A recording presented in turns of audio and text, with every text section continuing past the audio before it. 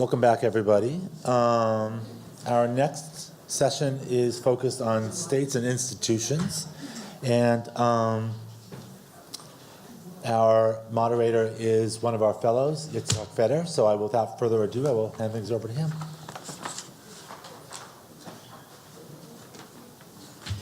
him. Good morning. It's my pleasure to introduce the second session of this morning. Our first speaker is Natalia Aleksiun. Natalia is an associate professor of modern Jewish history at Touro College, Graduate School of Jewish Studies, New York. She studied East European and Jewish history in Poland, England, Israel, and the US. She published a monograph entitled Where To? The Zionist Movement in Poland, 1944 to 1950, co-edited the 20th volume of POLIN, devoted to the memory of the Holocaust, and the 29th volume on writing Jewish history in Eastern Europe. Her book, Conscious History, Polish Jewish Historians Before the Holocaust, will be published with Littman in 2018. She is currently working on a book about the so-called cadaver affair at European universities in the interwar period. With no further ado, thank you, Natalia.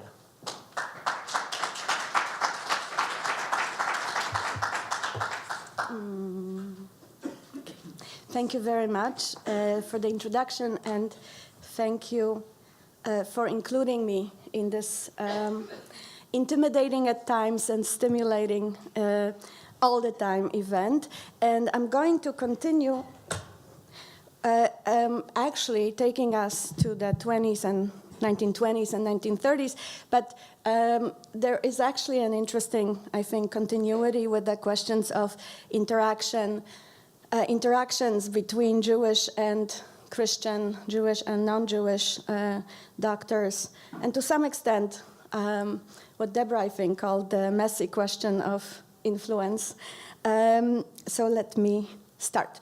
In 1937, Poland's Association of Physicians passed a so-called Aryan paragraph limiting membership only to non-Jews defined as medical professionals born of Christian parents. The decision, passed by one of the two main medical associations in the Second Polish Republic, culminated a campaign that played out on the pages of professional journals, in the meetings of physician associations, and at medical departments in the country. Ostensibly, it was grounded in a concern for protecting national interest and public health in a country that had regained its political independence after the Great War. The campaign stressed economic considerations, since removing Jews from medical professions would allow Christian Poles greater access to profitable positions. It pointed to the blurred boundaries between racial and religious categories that permeated the discussion since the early 1920s. Introducing the so-called Aryan paragraph was prone to have a significant effect on the profession.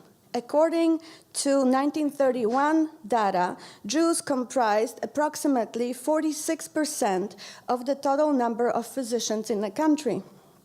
In the country's largest cities, and specifically in the region of Galicia, which was part of the Habsburg Empire before World War I, Jewish physicians were even more prominent. To give you just a few examples, in Warsaw, Jews constituted over 60% of physicians, in Łódź over 80% of physicians, in Lwów over 70% of physicians, and in the region of Eastern Galicia, which is now roughly Western Ukraine, they made up almost 70% of all physicians. Jewish communities in Poland supported an impressive network of medical institutions, which included 47 Jewish hospitals, but if we included also other medical institutions than hospitals, we arrive at something like 360 institutions across the country. Their existence, especially the existence of Jewish hospitals, had become a necessity owing to the frequent ill treatment of Jewish patients in the general hospitals and the lack of training facilities elsewhere for Jewish medical students. Thus, throughout Poland, Jews had their own health institutions supported by Jewish charities, and by the Joint Distribution Committee, providing young physicians with opportunities for medical scholarship.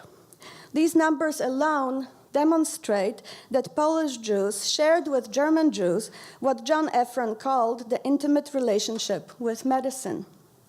While tackling this intense involvement of Polish Jews with medicine during the interwar years, I'll focus today on a way that Jewish physicians engaged in a discourse about their profession in promoting medical knowledge in general and applying that medical knowledge to caring for Jewish population in particular, and especially in a way that this discussion was affected and shaped by the exclusionary arguments that were in the general discourse, medical discourse in the country.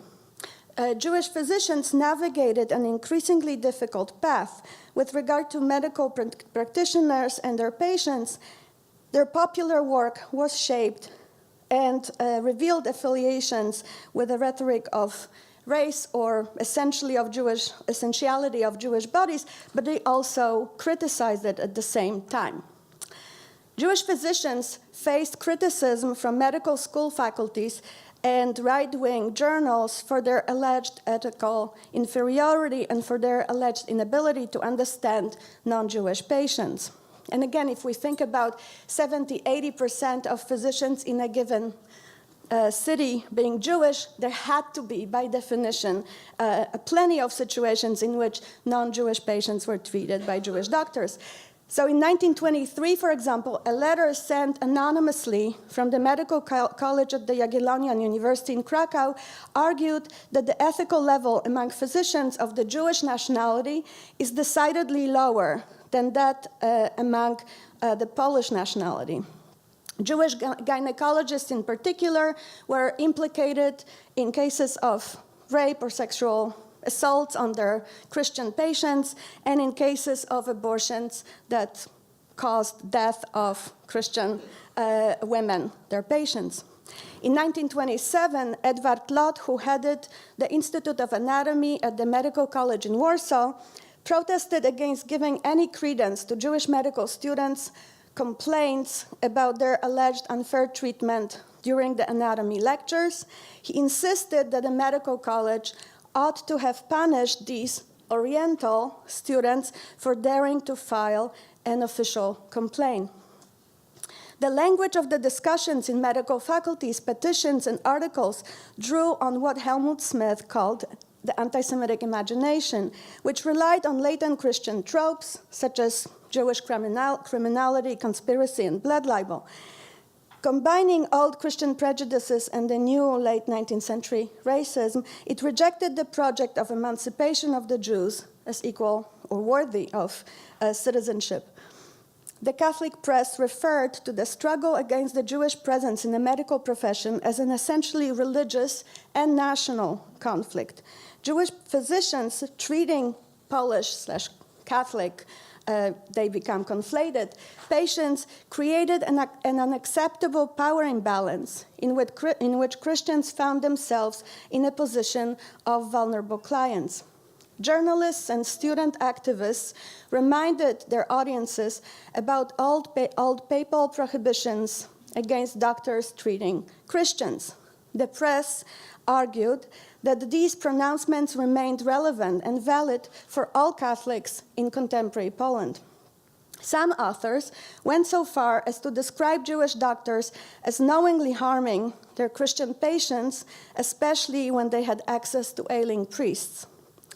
In the Journal of the Christian Students, a right-wing activist, Theodor Grabecki, he was quite prolific, argued that the Jewish worldview, I quote, culture and ethical, moral, and religious rules are based on the hatred of all that is Christian, which allows them to reach their goals by all possible means, end of quote. Hence, Christian patients could hardly trust Jewish medical doctors. Furthermore, Grabecki reminded his readers of specific qualities that distinguished Jewish physicians.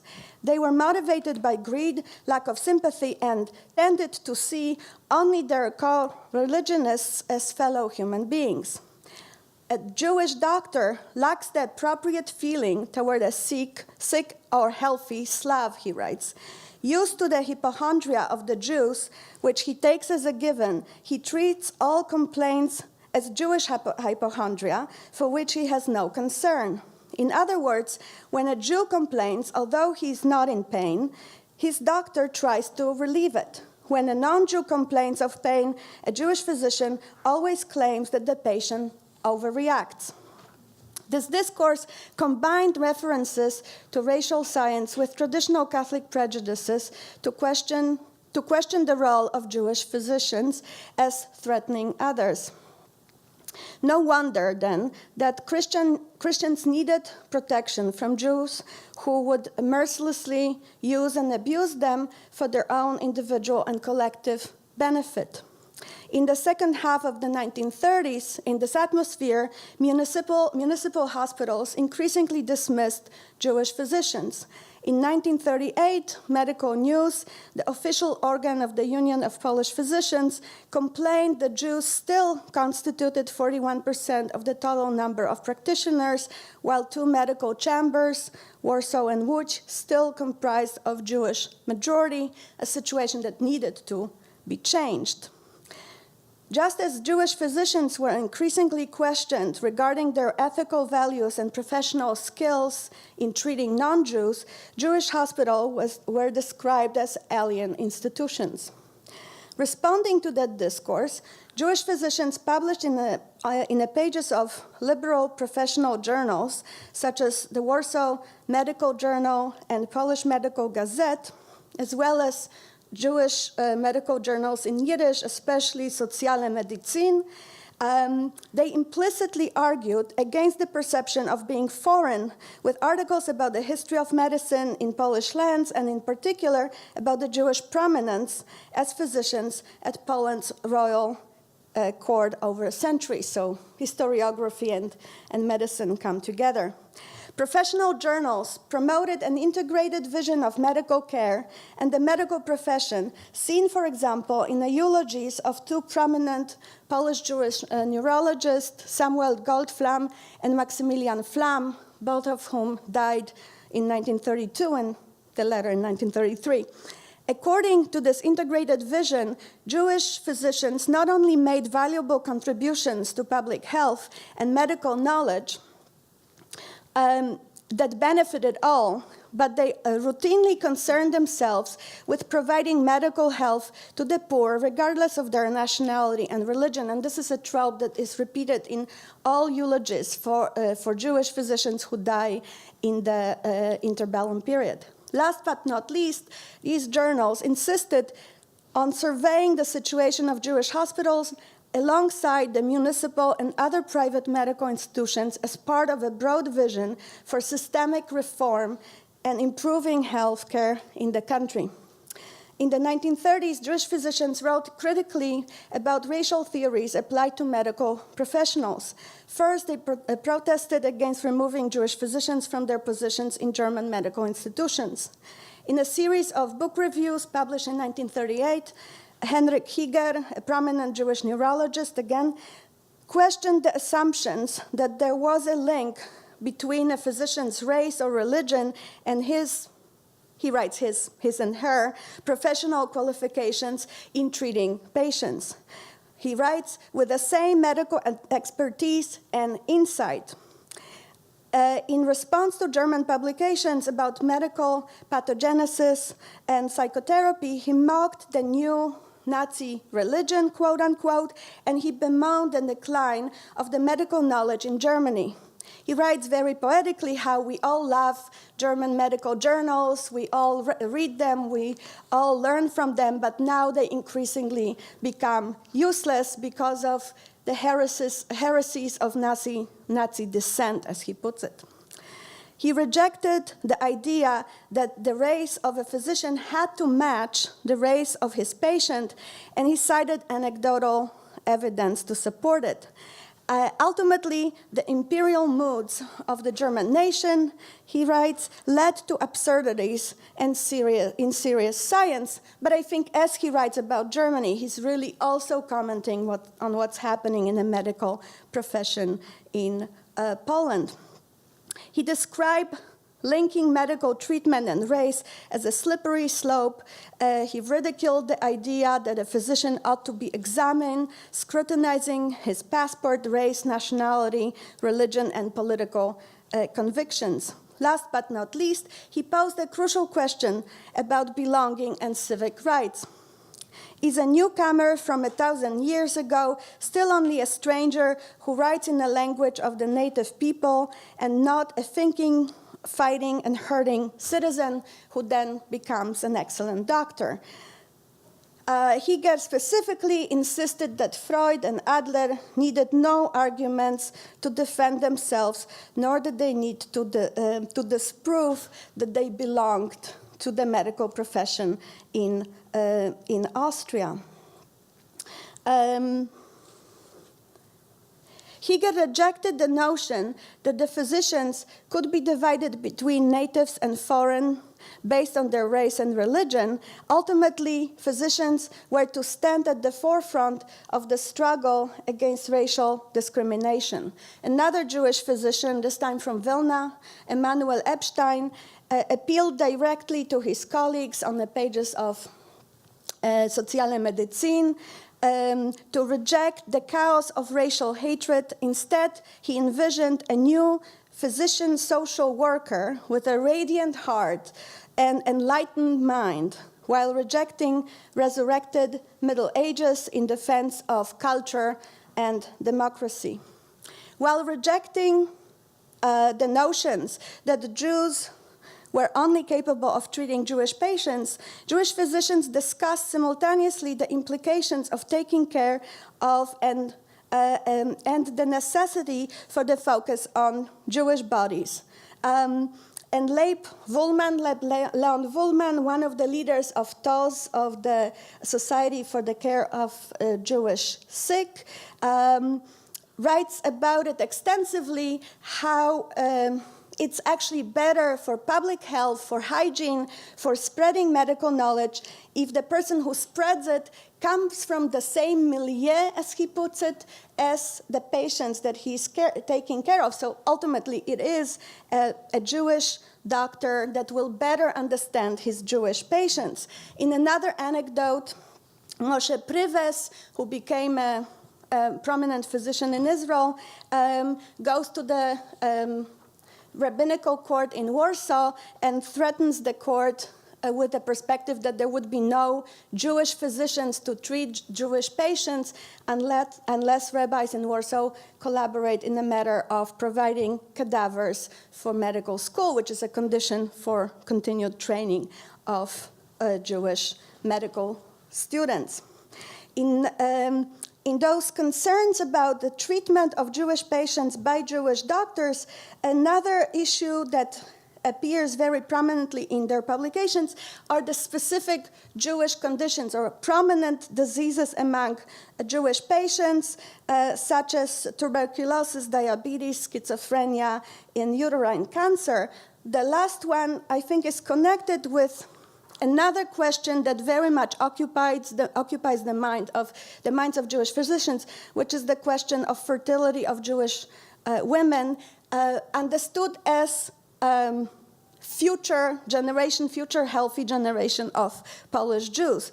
Tzemach Shabbat, a prominent doctor from Vilna, in 1933 published a large study on the fertility of Jewish women in Polish northeastern borderlands. He noted a decline in fertility more rapid than the decline in mortality, a process observed in the majority of cultural countries in recent decades, as he writes. And he goes into details how many children women have on average, what it means, how it can be assisted, the process that he's observing. But he also notes personally that he's bothered by the fact that his data comes increasingly from only Jewish patients, and he is unable to compare the fertility among Jewish women in the borderlands with other patients. So we see here both a concern for having a full knowledge of the situation, but also the effect of the changed atmosphere surrounding Jewish physicians at the time. As the research of Kamila Uzaczyk, among others, shows, some of Jewish physicians in interwar Poland supported the concept of distinctive Jewish race and a program to eliminate unfit elements of Jewish society. While rejecting the idea of professional segregation, they continued to be interested and invested in seeing the health of Polish Jewish community as a source of national wealth and future. Interestingly, one of the advocates of Jewish eugenics was Henryk Higer, whom I cited earlier, who praised German racial hygiene legislation as late as 1938. And I'm finishing. By mapping out the language of medicine and racial science, this paper aimed to uncover the dynamics of medical discourse in the context of public health and the discourses of national and religious self-defense. The idea of segregation and progressive exclusion of Jewish physicians in Poland contained echoes of earlier debates and controversies that attended the struggle for Jewish emancipation, as well as the emergence of ethnic nationalism in East Central Europe. Chief among them was the claim that Judaism, as a system of religious law, prevented its adherents from fulfilling the duties of citizenship or from abiding by community standards of health and safety. Moreover, the accusation that Judaism taught disdain for non-Jews while promoting a false sense of superiority, articulated over and over again, initially occupied a parallel track to Order Enlightenment era debates over the readiness of Jews to behave civic-mindedly, to relate to the rest of society as a single community united in brotherhood.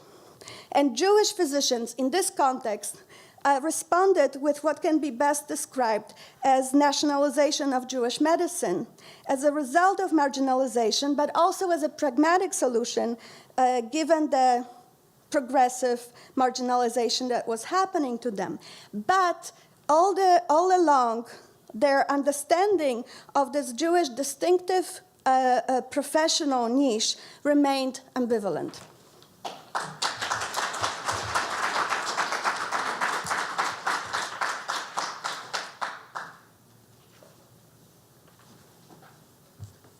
Thank you, Natalia, for a fascinating paper and for staying in the time limits. So I'd like to now welcome our next speaker, Sofia Grachova.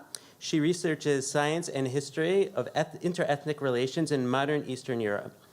Most recently, she has embarked on a project examining the history of racial anthropology in Ukraine. She has held, among others, a Max Weber postdoctoral fellowship at the European University Institute, a GEOP postdoctoral fellowship at the POLIN Museum, at the history of Polish Jews, a research fellowship at the German Historical Institute, and a Herzog Ernst Fellowship at the Gotha Research Institute of the University of Erfurt. She is currently working on a monograph, East European Jews, Health, Race, and Citizenship. Grachova received her PhD in history from Harvard University in 2014. While in graduate school, she explored 19th and 20th century medical anthropology in Russia, and today she will be speaking on pathologies of civility, Eastern European Jews, medicine, and the state of the long 19th century. Thank you. Come in, please. Let's hear.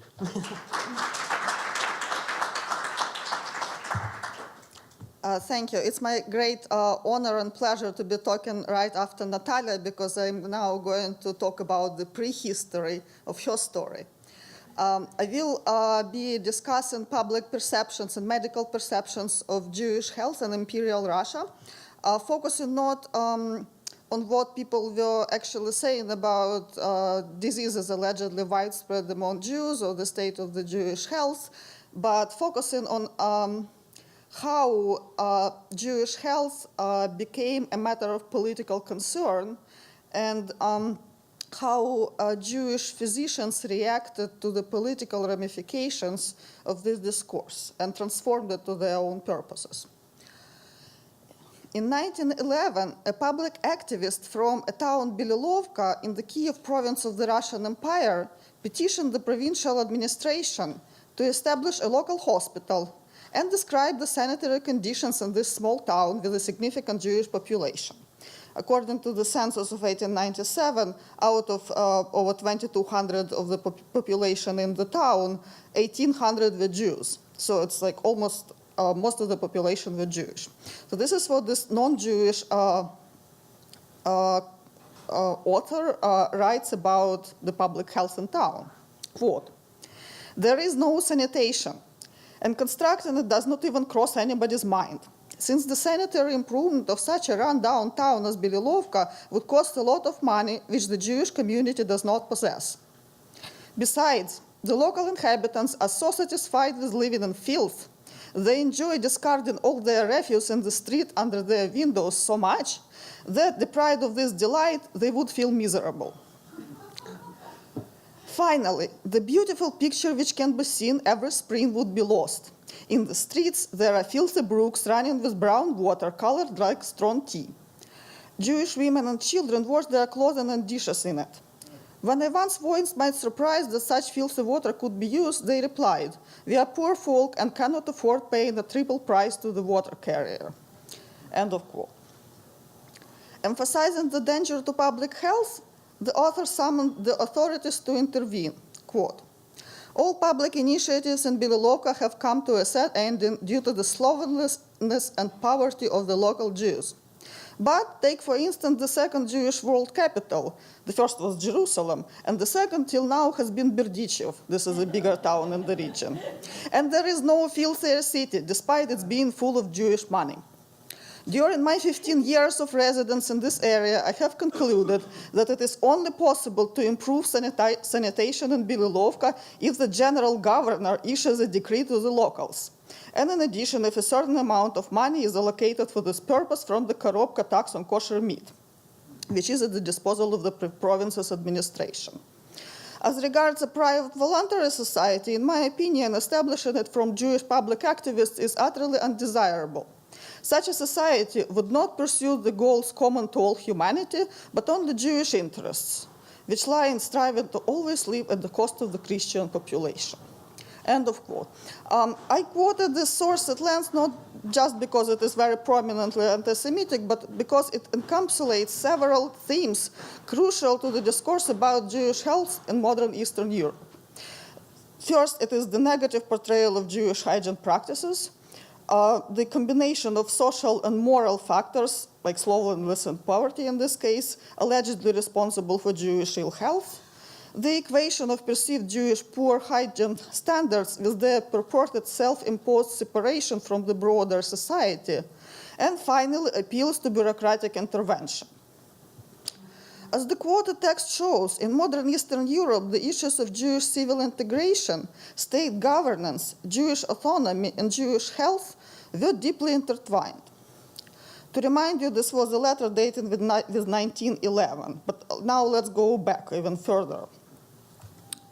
During the Enlightenment, in the countries with a significant presence of Jewish minorities, from France to Poland, there emerged concern with the perceived condition of Jewish health.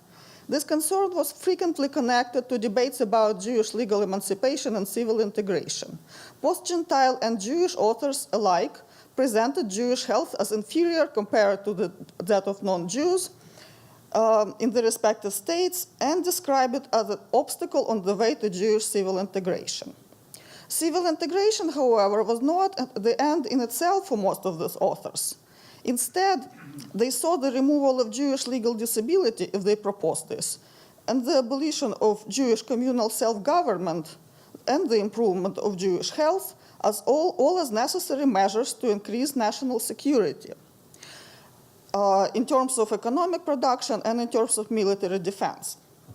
Enlightenment discourse about Jewish health, in effect, was a discourse about good governance. The Polish kingdom, on the eve of its partitions, was not immune to the ideas of Enlightenment and produced several texts that start discussing Jewish health as a political issue. In 1807, the intellectual Tadeusz Chadzki summarized the proposal for a Jewish reform, which was discussed in the Polish parliament in 1788, and restated governmental concern with Jewish health. He claimed that Polish Jews had a weakly physical constitution and that each new generation was sicklier than the previous one. Besides, according to Chatsky, Jews displayed the prevalence of certain diseases and relatively high child mortality. Over a decade after the final partition, and most of the Polish territory ended up in Imperial Russia, according to Chatsky, the situation hadn't changed. So he published his treatise as a recommendation for future improvement of Jewish policies and again brought the attention of the public to the issue of Jewish health and mortality rates. Even though he claimed the country received new rulers, it remained with the same Jews and the same problems. So now let's look at how the Russian government dealt with the issue of Jewish health. But I also want to note that Chatsky and his contemporaries saw an increase of the population, including the Jewish population at the time, as potentially beneficial to the state, but only under condition that this population could contribute to the economic security and military defense. As a result, physical health was perceived both as a precondition for increasing state security and also a manifestation of Jewish civil morale. Russian text concerning Jewish health from the first half of the 19th century fully preserved this utilitarian approach to public health and the connection between the perceived Jewish moral standards and their readiness to join the wider society. The earliest source discussing the health of the Russian Empire's Jewish subject precisely demonstrates this line of reasoning. This text was written in 1827 by a German Jewish convert, Karl Fodello, who served in Russian bureaucracies. And in 1827, he wrote a summary of Jewish religion, customs, and values for the chief of the imperial police. Fodello claimed that such a work could help the government determine how to make the Jewish population of the partitioned Poland more useful to the Russian state. And health figured widely in his treatise, both as an indicator of Jewish civil morale and a physical precondition of their utility.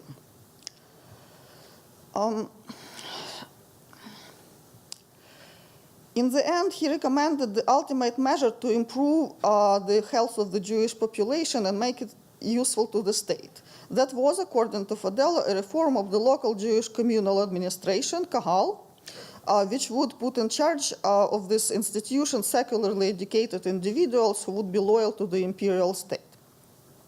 The imperial administration did not heed to this advice, and eventually in 1844, the Kahal was abolished in Russia. Still, it is important that even though Jewish health and hygiene were not specifically targeted at the time as an object of governmental policies, the public perception of this topic was intrinsically connected to the overall thrust of the official policies toward Jews. The text I just discussed, this memorandum by Fodello, fully reflects 18th century's beliefs in the beneficial rule of an enlightened despot. And the Tsar Nicholas I, who ruled from 1825 to 1855, fully, I don't know how enlightened he was, but he fully established the reputation of a despot, especially due to his Jewish policies. Besides abolishing the Kahal, during his rule, Jews were subject to military conscription for the first time, and overall, the Tsar's government issued about 600 decrees in Jewish affairs and Jewish matters, which was like tremendous amount of legislation, which made this government highly unpopular among the Jewish subjects of the empire. The reign of the next Tsar, Alexander II, who ruled from 1855 to 1881, brought a certain liberalization of state policies toward Jews and initiated a more proactive program of their civil incorporation. The military reform of 1874, for example, removed the discriminatory approach to Jews and theoretically equalized the military obligations of Jews and Gentiles. However, it did not lead to the extension of Jewish civil rights. Under Alexander II, Jewish citizenship in Russia remained restrictive in principle and in practice, and Jewish rights remained dependent on the perceived degree of Jewish utility, secular education, and moral standards. In the 1860s and 70s, Jewish health would be continually discussed in the context of Jewish moral standards and their readiness to join mainstream Russian society. For space consideration, I will not discuss this text in detail. I just want to say that under Alexander II, when the issue of Jewish civil emancipation was actively discussed, the number of texts discussing Jewish health exponentially increased compared to the time of Nicholas I.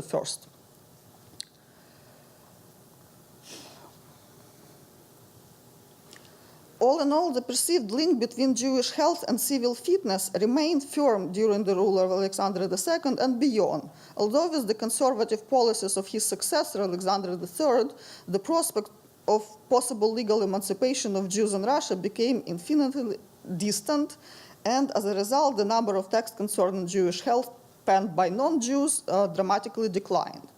In contrast, Jewish physicians and public activists came to dominate this field, beginning with the turn of the 1880s. Among them, the denunciatory approach to Jewish rituals and customs gradually fell out of favor. This I would want to add with the decline of the ideology of the Haskalah in Russia and the rise of nationalism. However, Russian Jewish physicians preserved the utilitarian vision of citizenship, whereby the civil worth and appropriate status of individuals was judged according to their ability to contribute to economic production and military defense. Furthermore, late 19th century Russian Jewish physicians, like their predecessors from the Enlightenment era, saw health as both a moral and a political issue. As an example of the changes in the discourse from the Jewish perspective, I will discuss here the writings of Samuel Grusenberg, dates of life 1854 to 1909, who was the most prolific author on Jewish health in the 1880s and 90s. In particular, he wrote a very lengthy study on the physical condition of the Jews related to their life conditions, published in 1884. And in the study, Grusenberg followed the general conviction of his time that Jewish health, and Russia in particular, fell behind the desired ideal. However, he believed that the overwhelming majority of Jewish customs was beneficial to Jewish health.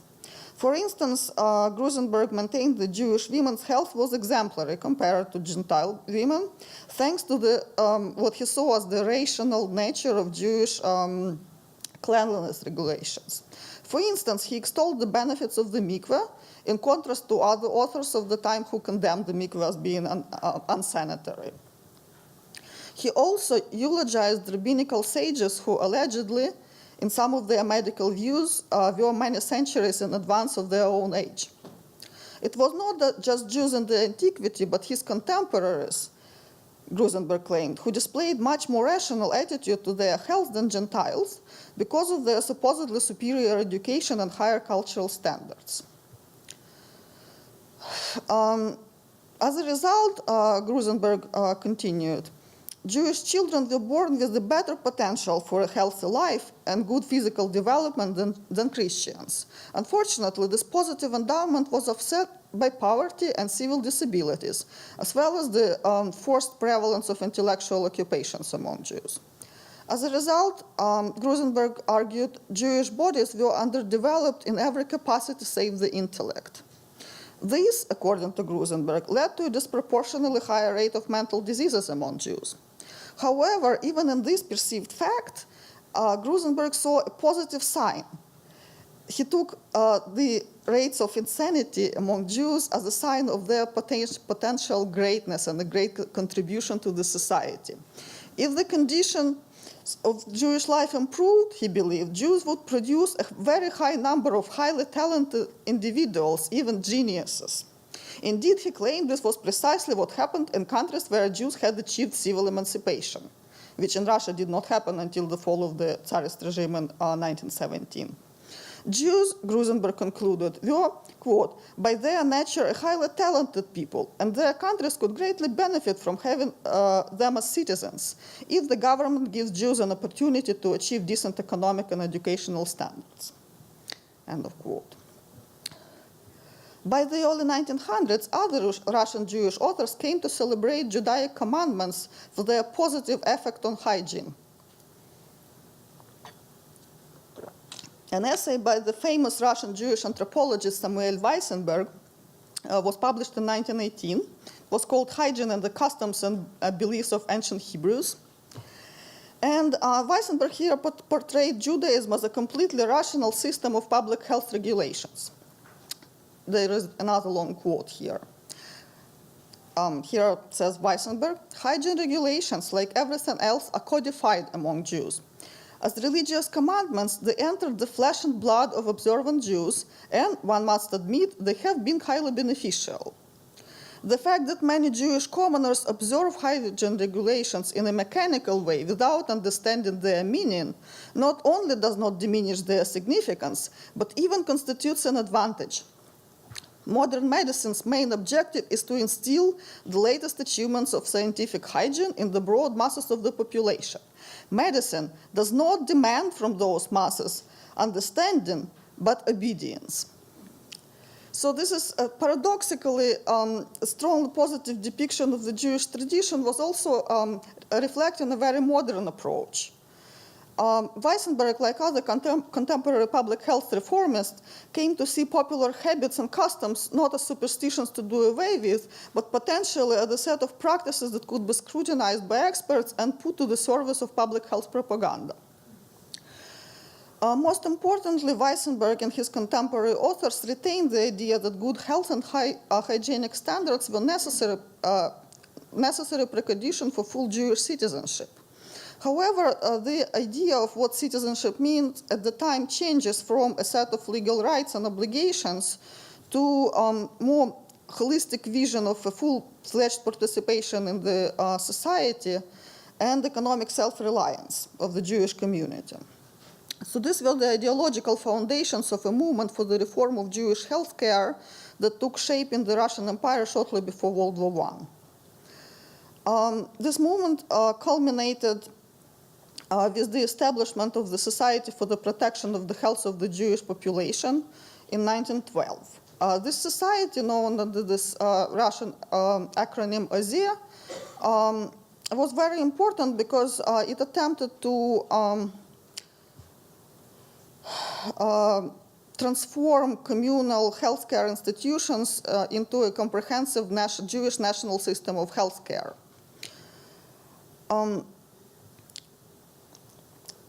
The proposed measures for Jewish health reform involved a high degree of intervention in everyday practices of the Russian Jewish population, and ranged from medical policing of rituals, first of all, circumcision, and education, like the regular medical inspection of schools, to enforcing higher hygiene standards through softer way of social pressure.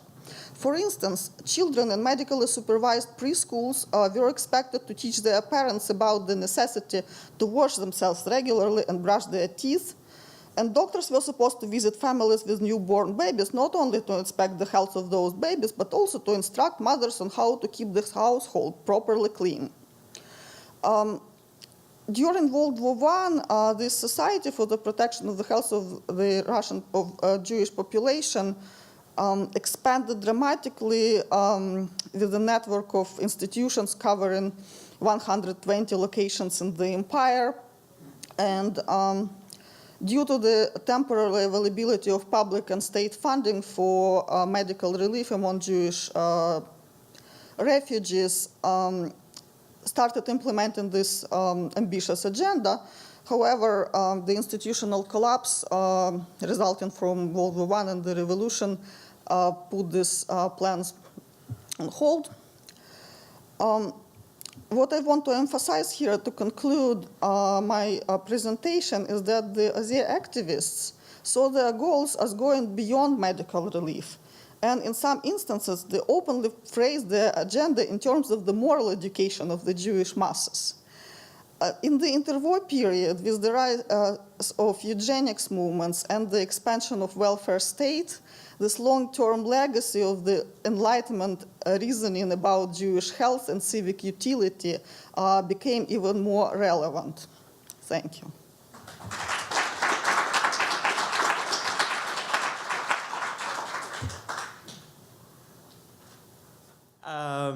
So our respondent is David Barnes from the University of Pennsylvania. David Barnes teaches the history of medicine and public health in the Department of History and Sociology of Science. He received his PhD from the University of California, Berkeley, and taught at Emory University and Harvard before coming to Penn. He is currently writing a history of the Lazaretto quarantine station from 1801 to 1895 on the Delaware River outside Philadelphia, the oldest surviving quarantine station in the Western Hemisphere, and is also involved in the campaign to restore and preserve this important historical site. His other ongoing research projects include the politics of international disease control, programs in the 20th century, and the history of disgust, a topic close to my heart. So join me in welcoming David Barnes for his response.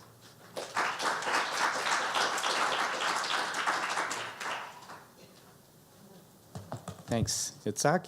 And I should note at the outset then that my comments are based on written versions of the presentations given to me in advance, which in at least one case includes material that wasn't presented to you. So I'm going to give you a couple of tidbits of extra content at no extra charge. I'm also going to proceed through the papers in chronological order rather than the order in which they were presented, only because I'm a historian and I can't help it.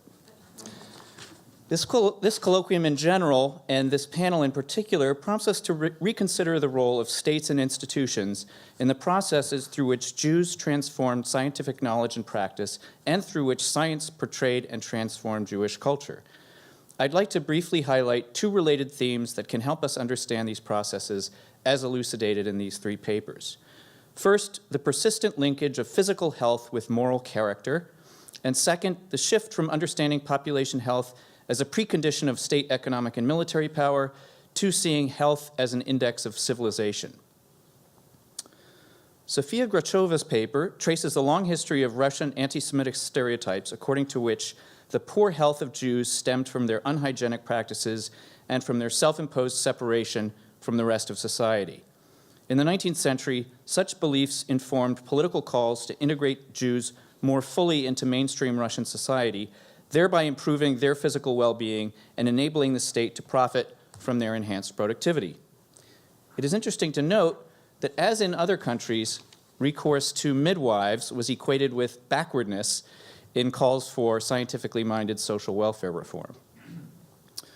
Some Jewish medical reformers in the late 19th century joined in the chorus associating tradition and ritual with weakness and illness, while others defended time-honored religious practices and blamed poor health on poverty alone. Here's one of those little bonus bits for you. Grigory Gertzfenstein denounced consanguineous marriage, traditional Jewish education, and excessive studying as pathogenic influences to be overcome by scientifically minded secular reform within the Jewish community. In contrast, his contemporary, Samuel Grusenberg, saw scientific wisdom in Hebrew scripture and praised traditional observance of cleanliness rituals and bathing practices as hygienic measures to be emulated. The high value placed by Jews on education and their putatively high moral standards, according to Grusenberg, gave them a greater potential for health than Gentiles. Only their lack of economic opportunity made them sick. Another bonus section for you. After the revolution, in the early 20th century heyday of eugenics, Benjamin Binstock argued for greater civil freedoms by claiming that Jews were potential super citizens of special value to the state if only their natural talents were given the opportunity to flourish. If there was a single common theme in the Russian medical discourse on Jewish health, it was the need to better integrate Jews into the mainstream of society. I wonder what this analysis would look like if it were complemented with at least a cursory review of responses to actual epidemics and to evidence of actual disease prevalence. Did such evidence only strengthen existing ideologies? Did it change the terms of debate in any way? How did the various observers interpret the health effects of pogroms and other instances of anti-Jewish violence? Natalia Aleksiun's paper highlights the resurgence of anti-Semitic stereotypes in the medical field in the 1930s. She begins by noting the extraordinarily high percentage of Jewish physicians in Poland in the first part of the decade. The repressive campaign against Jewish medical practice built itself around claims that Jewish doctors cared only about their Jewish patients and were incapable of understanding or even in some cases displayed indifference to the health problems of Gentiles. Jewish physicians pushed back, touting their many contributions to medical knowledge and to the health of the Polish population. Notable among the voices defending Jewish medical practice was neurologist Henryk Heger, who sarcastically refuted anti-Semitic claims and argued that doctors' racial or religious background bore no relationship to their professional competence. Aleksiun's paper demonstrates the centrality of notions of difference and separation in the Polish debate over Jewish medical practice. These notions show surprising durability and continuity with the anxieties of previous centuries. It would be interesting to know how the fate of Jewish doctors in Poland compared to that of their counterparts in other European countries in the 1930s. I also wonder whether there are factors specific to Poland that help explain what precipitated the change from relative tolerance of Jewish physicians to conflict and persecution. In sharp contrast to the first two papers, Anat Mooreville's tells the story of Jewish doctors and health reformers on the offensive rather than the defensive. The Joint Distribution Committee's trachoma program in Morocco, she argues, was not just about improving the health of potential migrants to Israel, but primarily sought to advertise Jewish expertise and beneficence, as well as Israel's status as an emerging global power. Now, some of this is from a recent presentation Anat gave to my department here at Penn. So trust me that that's part of her larger argument, or at least it was a month ago. She also portrays the JDC trachoma program as a case study in the post-World War II divergence in global health between the path of disease-specific eradication programs and the path of social medicine, emphasizing the education and empowerment of vulnerable populations. In its Casablanca Community Health Survey, the JDC employed nurse aides to interview members of every household in the community, gathering data, spreading information about the prevention and treatment of trachoma, and administering treatment themselves. As a result of methods like these, which permitted the first-hand observation of conditions on the ground, the JDC concluded somewhat pessimistically that poverty and poor housing made long-term meaningful progress impossible. I wonder whether this might be another instance of an ostensible short-term failure masking a deeper success. As was the case with the Rockefeller Foundation's campaigns to eradicate hookworm and other diseases, the inability to achieve the campaign's immediate stated goal might not have prevented the realization of at least some of its larger ideological goals.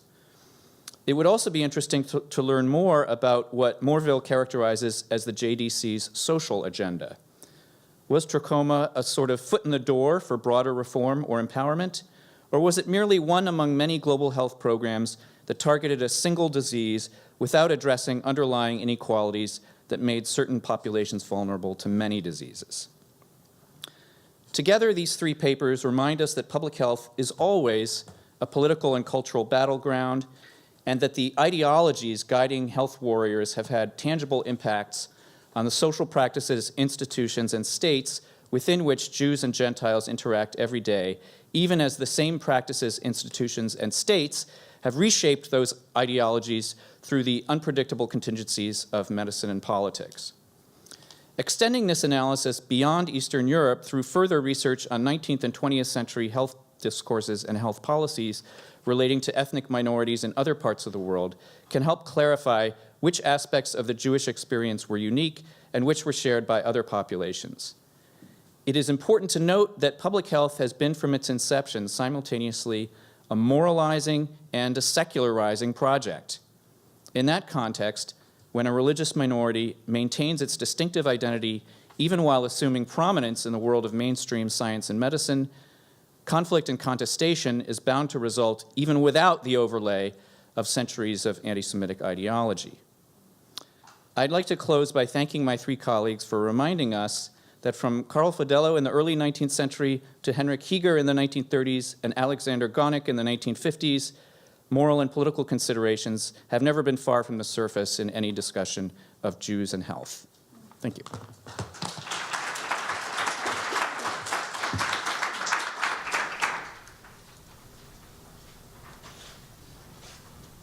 So David, why don't you stay up here?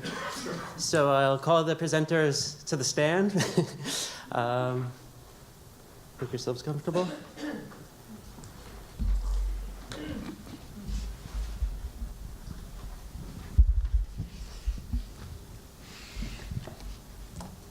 So I suggest maybe we'll begin according to the order that David, the chronological order, maybe, and then we'll. So maybe Sofia, do you have any response? Yes, I will briefly respond to the two comments.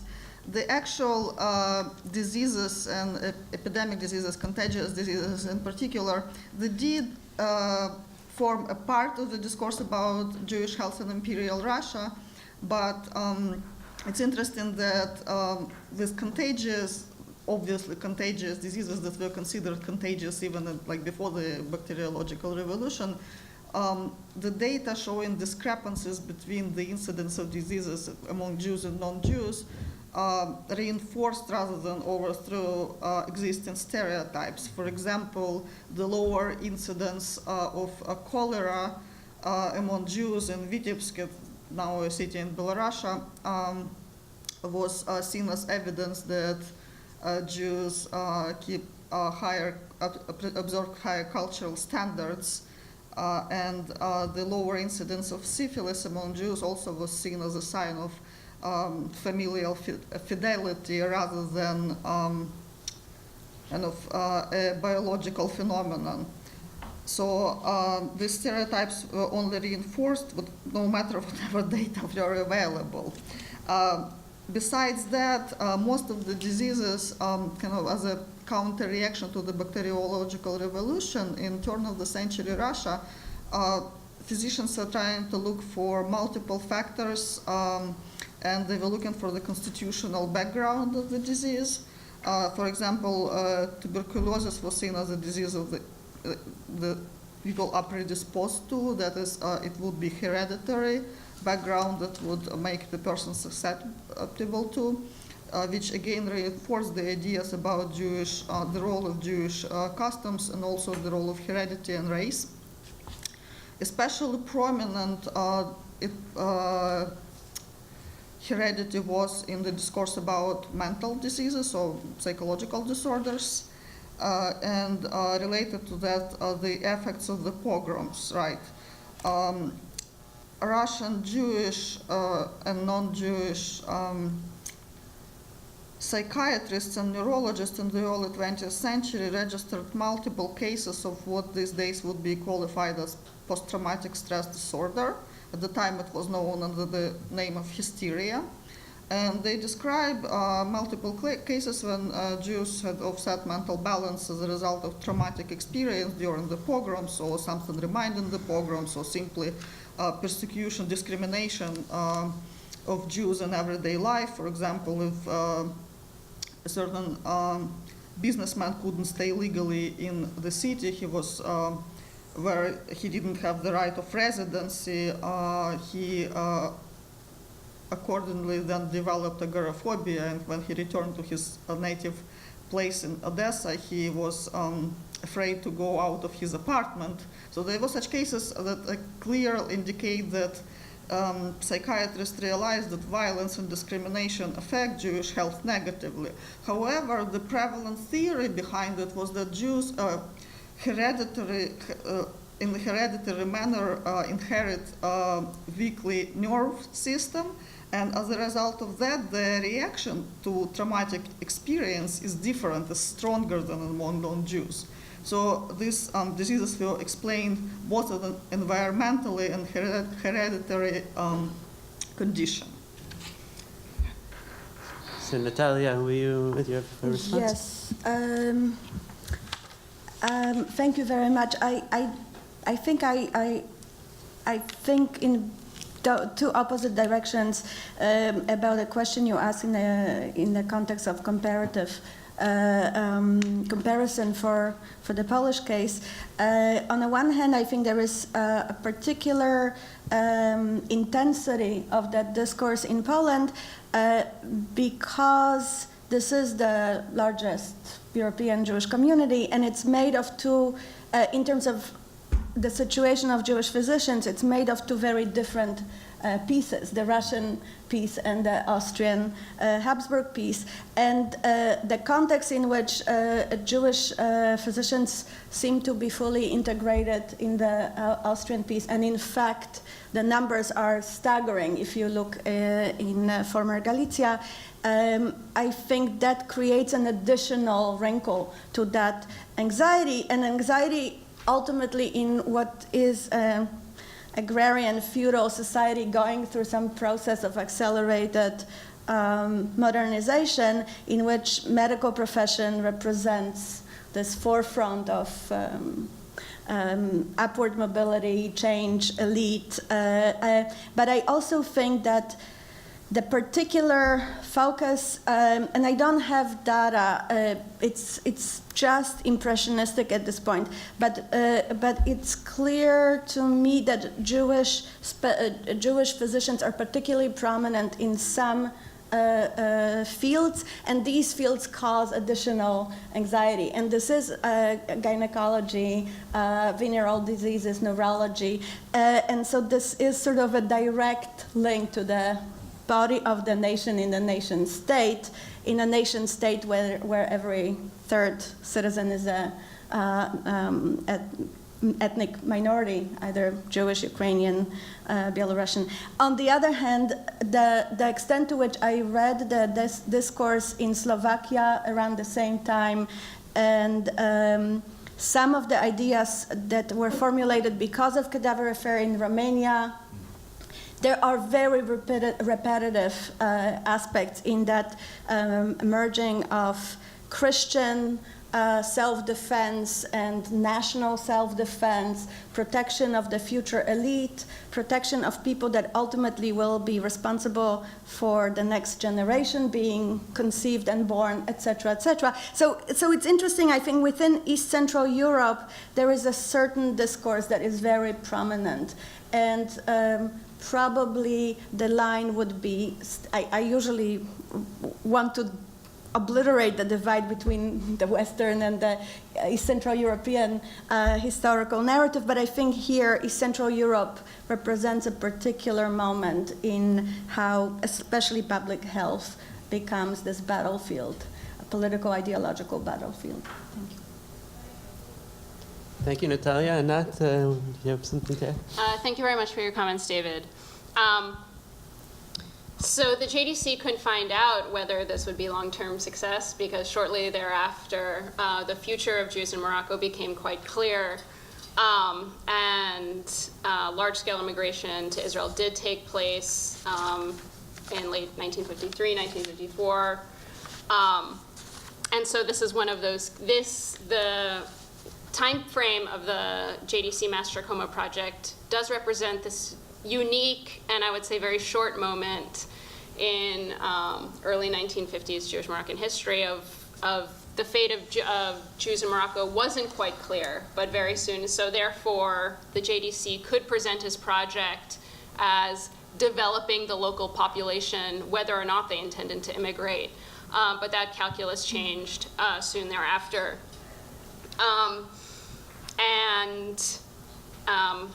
But I would agree that it was successful in integrating, again, this portion of the small portion of the population into JDC's larger social goals, and in fact, doing this community census and survey did bring a lot of information to the JDC that was about much more than trachoma alone, and they mapped this area of the Melech as well.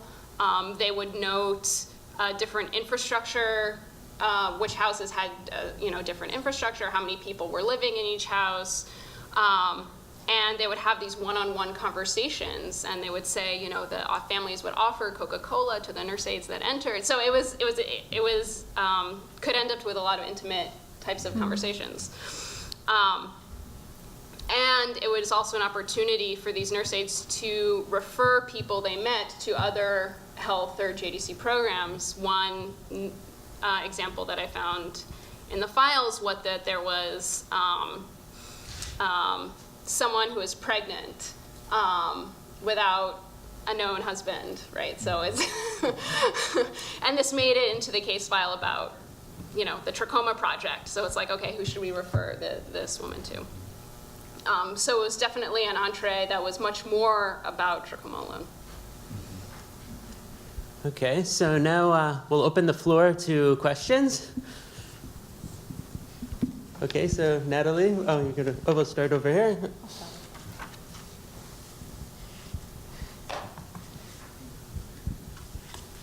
Thank you all for a fascinating session. My question is for Anat.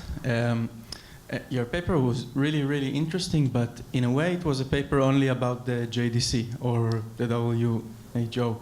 And I'm wondering if you can say a bit about the Moroccan Jews who are in the title, in the sense of, I'm guessing there's much that they had to say about the encounter with these agents.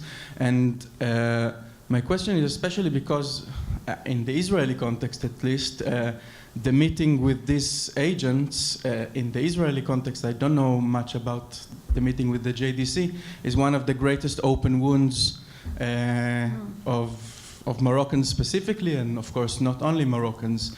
And this is one of the biggest traumas in the way that, well, I don't need to explain, from Gazeze to the kids that were taken and so on and so forth.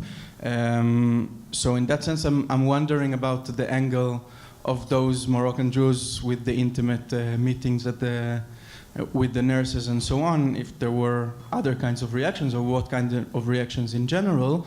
And my second question is, Morocco has a very long history of philanthropy as one of the of European philanthropy, Jewish European philanthropy in Morocco, starting in the 19th century and so on. Could you contextualize this within this larger framework? Again, did Moroccan Jews react to the JDC people in a similar way that they reacted to other philanthropists from France and other places and so on? Thank you. Yeah. Thank you very much for your question. So the focus was on JDC mainly because that was my largest archival base, was the JDC archives for this project. And it focused mainly on the practices of the project and comparing them to the WHO. But it's a good point, where do the voices of the actual participants fit into the project? So the Casablanca's population, the Jewish population and the population at large surged right after World War II because of famines in the south. And this is what created the overcrowding and the impoverished conditions of a lot of the people there. So it wasn't necessarily all locals going back generations in Casablanca itself. But from what I seen through the sources, again, because of the second aspect of your question, of this long history of the philanthropy in Morocco, and the Alliance did have some anti-trachoma activities within their schools. The Alliance actually opened an anti-trachoma school in the early 1950s, where if students in other schools were diagnosed with trachoma, they would come to this school while they were getting treated and then go back to their home school. My sense was that in the face of, there was a tradition of receiving medical services from Jewish organization, OZE sort of being the primary native, JDC's primary partner within North Africa that had been operating there since the 40s. And that Jews primarily sought medical care within these organizations. So it wasn't necessarily that same fraught relationship that occurred in Israel over diseases that had treatments that were more, that had long-lasting effects. radiation for ringworm, as you mentioned, is slightly different than antibiotics, right? So in this case, I would say the nature of the disease itself also determines the type of reaction towards the diseases. I would also say that the nurse aides were locals, right? So JDC was kind of the funder giving the money for this thing, but a lot of the people on the ground were not Americans, were not necessarily seen as outsiders in the same way. Did any of them write a memoir, any of those nurse aides? I haven't found something. There is a short oral history, actually, at the Holocaust Museum of someone who had worked in an eye clinic in Tunisia, sort of in a similar project there. But I don't have memoirs of the nurse aides, but that would have been a great source to really get a sense of the interactions with the patients. Jonathan, yeah, yes, please. Wait, is there a microphone on this side?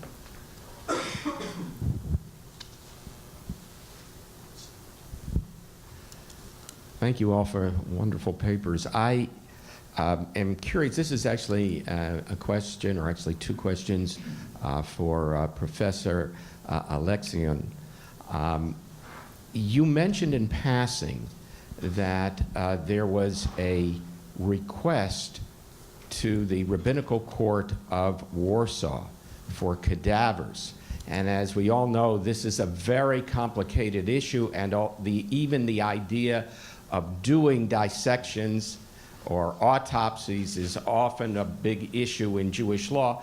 So asking for Jewish cadavers seems to me is a really interesting question. My curious question is, what was the outcome? Mm-hmm. Did they permit it?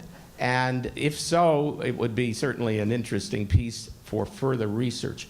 Second piece works and connects with Professor Barnes' observation about, as I think you called it, the durability and continuity of the Polish attitudes of earlier centuries. And my question is, can you extrapolate into the post-war era? So the Kielce pogroms of 1946, Gomulka's blatant anti-Semitism of 1968, did those in some sense fit with the narrative of these interwar years? And it seems to me that might again be certainly informative to someone like me who doesn't know, but maybe even pertinent in terms of further research. Thank you so much, Jonathan. This is, I should have arranged this question before the session with you, and it happened without a previous arrangement. So that request to Warsaw Rabbinate, and unfortunately the archive of the Kehila is gone, so all I have is a memoir by Moshe Prives, who was together with Moshe Sne, who was then had a different name, obviously, Kleinbaum. They were two heads of the Association of Jewish Medical Students at Warsaw University. And they went to the rabbis not to request cadavers. They knew that this request could not meet any positive response, but they engaged the rabbis in an interesting scheme in which the Kehila would give them empty death certificates, which they would then fill in with obvious Jewish names, and then attach those Jewish names to actual cadavers that were somehow arranged. The only issue was that these had to be female cadavers because only Jewish men were circumcised. So after several months of successful situation in the Institute of Anatomy, in which Jews had to present a certain quota of Jewish cadavers in order to be able to participate in medical training, and this is basic training for first and second year of medical students. If you don't go through it, you cannot continue, one of the professors actually raised the question, why are we having only female Jewish bodies? But for this particular discussion that I was making, what mattered for me was not the issue of cadavers, which is my topic, but rather the fact that they went to the rabbi saying, you know, we need you to cooperate in some ways, because otherwise Jews would at some point would have to go to Christian doctors, and we don't want it, do we? So that's why I brought it. The question that can get me for 3 years into Polish jail right now, i.e. the continuity. Yes, obviously there is a certain ethnocentric continuity, and the conflation of Polishness and Catholicism, which there is fantastic literature on this, when exactly this conflation happens, sometime in the second half of 19th century. So by the interwar period, it takes a very explicitly either socialist or explicitly liberal worldview to reject the fact that the only way one can be Polish is by being Catholic, which then continues into carrying stories of blood libel, of which Kielce is one of several cases. There is a fantastic book on a lesser-known case in Kraków by Ania Cichopek. So yes, there is definitely a continuity in both ethnic and religious aspect.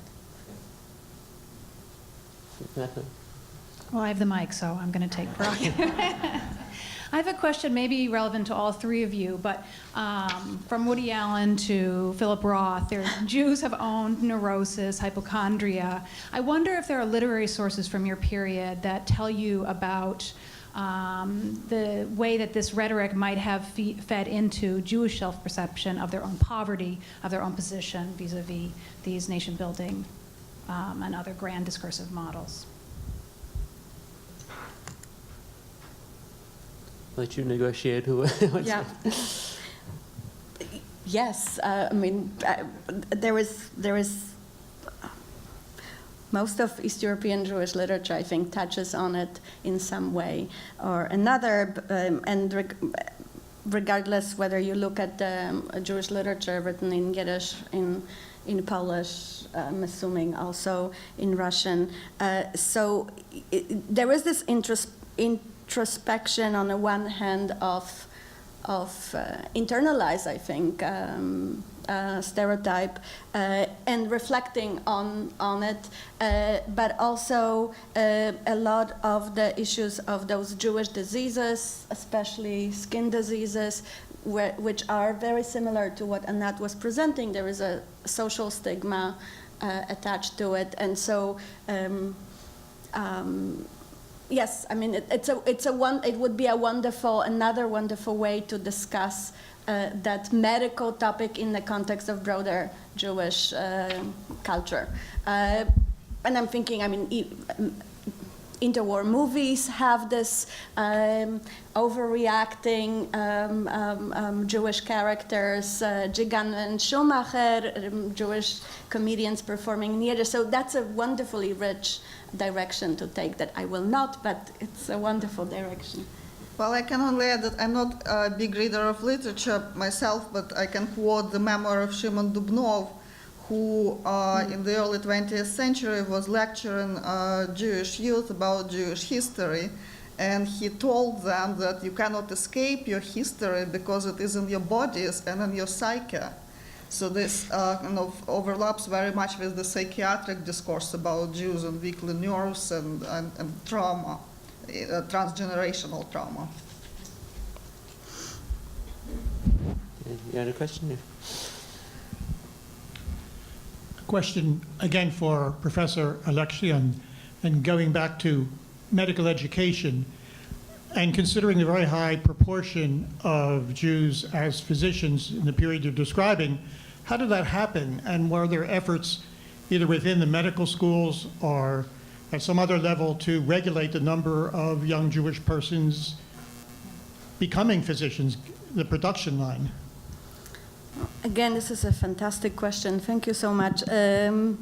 Starting from the end, obviously there were intense efforts to regulate it, and if we look at the data that was collected, among others by Rafael Mahler, there is a steady decline by mid-20s, there is a steady decline of Jews who were accepted to medical schools. So the projection was that within a decade or so, as people were retiring, their practices will not be taken over by Jewish physicians. And Jewish community tries to find a remedy by especially male students going abroad, in a way repeating the Padua model. So they go to France, they go to Italy, they go to Czechoslovakia, they go to Germany up to a certain moment. But then those diplomas need to be nostrified, and in the same attempt of regulating the overrepresentation of Jews among physicians, these diplomas are not certified. So we have, I kept on thinking about those parallels with early modern period and medieval discussions that we had earlier, because these are medical networks that are also family networks. It's often sons and daughters of physicians, of Jewish physicians that are trying to get into medical schools, and then they end up being representatives of some cosmetic companies because they cannot practice medicine, and they try to practice it semi-legally through Jewish medical institutions that understand that they're not nostrified for reasons that have nothing to do with their expertise and skills. How did it become so profoundly, stunningly, numerically impressive? It's a big discussion of how with universities opening up for Jews, especially in the second half of the 19th century, medicine is seen as a trajectory for upward mobility, for acceptance, for financial success as well. And so we have this flood of generation that had access to secular education through gymnasia, especially in the Austrian part of what became Poland, and from the Russian Empire. We have people going to Zurich, we have people going to German universities. So, but they very often return and then they practice where they came from. And again, this is a feudal society. And so urban populations tend to be Jewish, and the educated sphere tends to be out of proportion. Again, it's a term that is very loaded. I don't like the term overrepresentation, but the numbers are indeed staggering. Thank you. Was there any disinclination of Catholic Poles to pursue medicine and science? No. I think, in fact, there are many calls on Catholic Poles to get their act together and start entering medical schools en masse. But there's a fascinating, apropos knowledge, fascinating discussions in medical faculties where professors of medicine complain that Jews take exams better. And so, what are we going to do? The Catholics apply and the Jews still fare much better in entrance exam. So they try to create all sorts of tricks, especially test Jewish incoming students in their familiarity with Polish grammar as a way to not let them enter medical departments. So it's a social question. It's a sort of a backwardness, again, a loaded term, but a backwardness of the social structure that I think is responsible. Can I add a small remark to the question about the medical profession?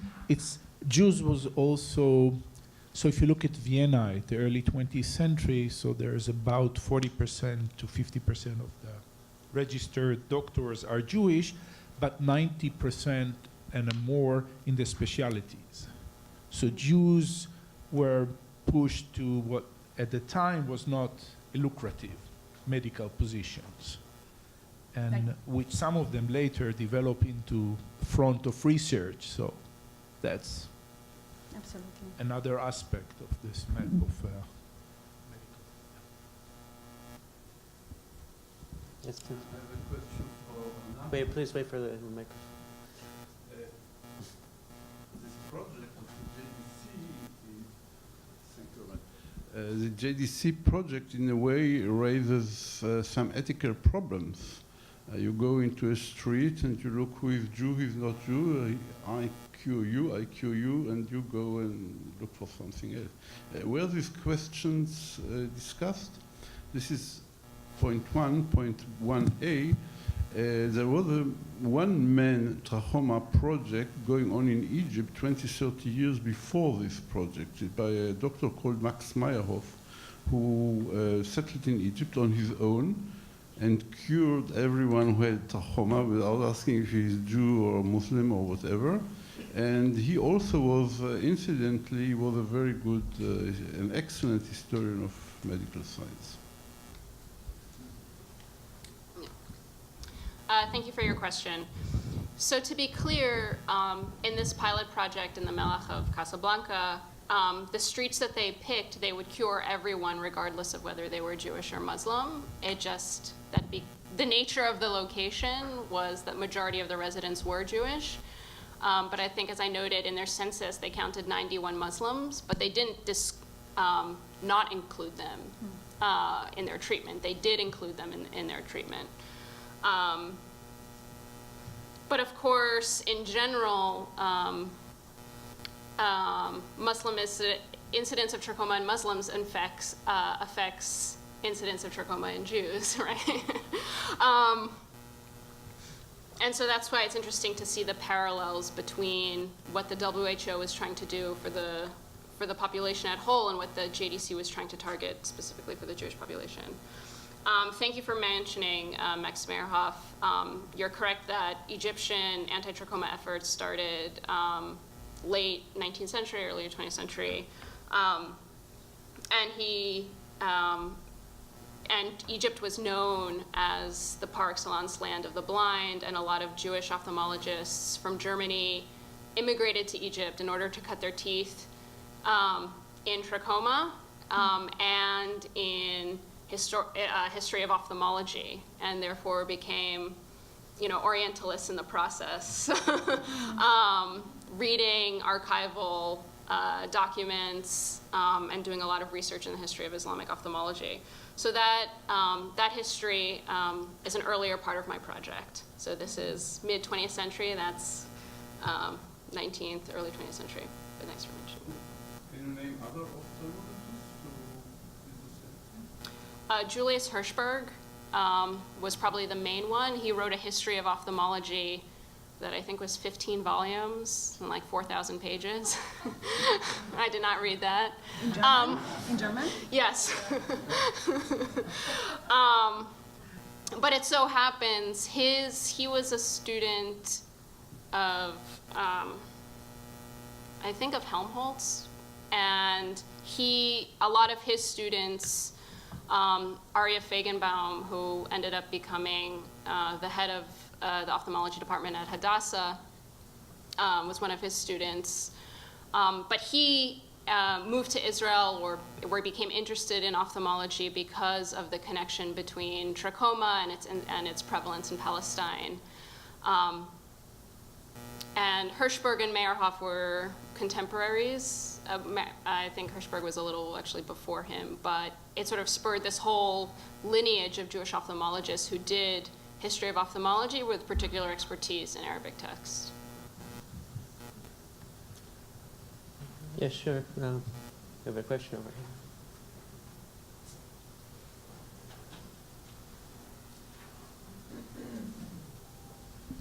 Thank you. That's a question for Sofia. Thank you very much for your talk. I was thinking about the broader picture, and something you mentioned but I hope I didn't overhear it. You didn't go into detail. That the discourse you're talking about the pathology and the question of the Jewish body and the unusefulness of the Jewish subject is also related to the question of morality and then subsequent amorality of the Jews, which is already there in the Central European debate in the late 18th century between the Enlighteners and Maskilim. And you can sum up this in general with the two notions of utility and morality as core elements of the discourse about also emancipation and so on and so forth. And my question would be how strong this link is in your case, how your Eastern European Jews responded to this interlinkage, because what I know from the Central European German Jewish case is that when you then look on educational writings of Maskilim and the following generations of pedagogues and rabbis and so on, there you have a strong intertwined argumentation that your morality also depends on how you live your life. I'm working on textbooks on religious education, where children and young elders are told what they have to know about Judaism and how they should behave. And these books always include larger passages, and explanations that you have to keep your body healthy, that you have to think of your soul and your mind and your hygiene. It's not extremely extensive, but there are some texts which go more into detail. It's a little bit it's very prevalent actually in Maskilic literature, so that very early on. But it keeps there, and the broader picture would be interesting. Maybe that goes too far, but when you then think of early 20th century debates, where the hygiene debate becomes a different, gets a different twist, also to influence of science, of different knowledge about medicine and so on. So I don't know whether you're interested in, but I would like to push you to think about the broader picture a little bit more. So Sofia, let me just ask, it was a long question, so try to give a quick answer. We're right on the borders of lunch, so quick question, yes, the notions of utility and morality were deeply intertwined in my case as well. And yes, the doctors often took the same moralizing attitude to Jews that you can find in other cases. Just to say briefly that during World War I, for example, the issue of moral discipline and health relief was perceived as closely related, and physicians were trying to contribute not just to improving the health of refugees, but to making them more self-reliant and disciplined, and thus better citizens. So thank you very much. I'd like to say thank you to our speakers, to the questions. This was a fascinating session, and I'm sure we'll have what to talk about during lunch, and I assume we have some